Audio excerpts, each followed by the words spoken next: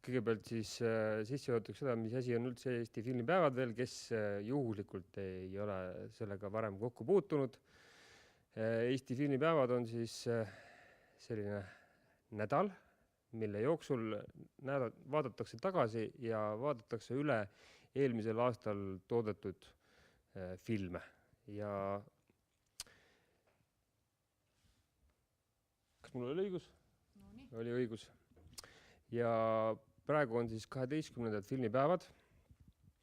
Selle aasta filmipäevade sisse kirjutatud motoks on vanad noored, noored vanad, mis siis nagu võiks tähendada erineva põlvkonna filmitegijate lähendamist ja samas ka, et tekiks nagu erinevate põlvkondade vahel dialoog, diskussioone ja miks mitte ka kogemuse edasiandmist ja jagamist.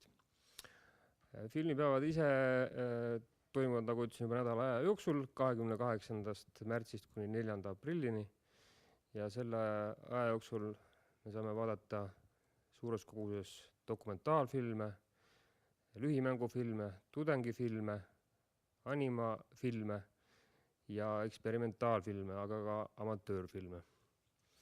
Selle aasta maratoniks on kättemaksukontor, mida on siis võimalik siin öö läbi kuni hommikuni vaadata ja siis juba eelmainitud toitlustus aitab inimesi, turgutab terve öö läbi ja kui kõik hästi läheb, siis saab Red Bulli ka.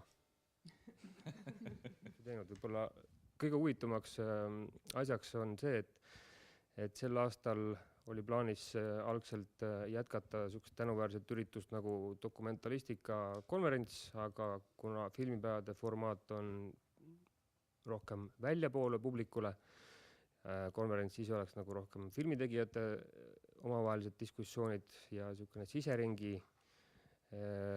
dialoogid, siis otsustasime, et me teeme konverentsi asemel ümarlaua foorumid, kus me kõiki neid teemasid nagu väljapoole käsitleme.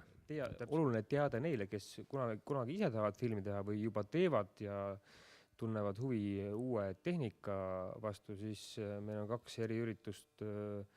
31. märtsil toob Sony Soomest oma tehnika kinomajja vaatamiseks ja nad tutvustavad ühte uut formaati, mis on Sonyl välja tulnud. Ja 1. aprillil enne tudengipäevi tutvustab Canon Overall ühte uut fotoaparaati, millega saab väga hästi teha mängukino. Ja see on praegu siis kõik.